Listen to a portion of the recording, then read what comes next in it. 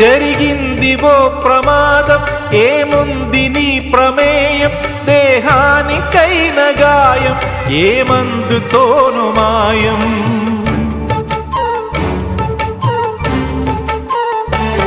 విలువైన నిండు ప్రాణం మిగిలుండటం ప్రధానం, అది నిలిచినంత కాలం సాగాలి నీ ప్రయాణం.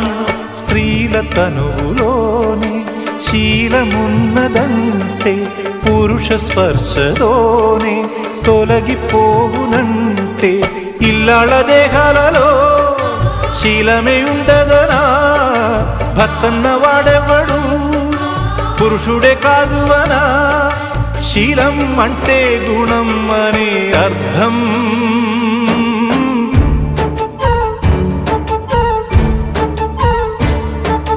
నువ్వేమి చేశావు నేరం,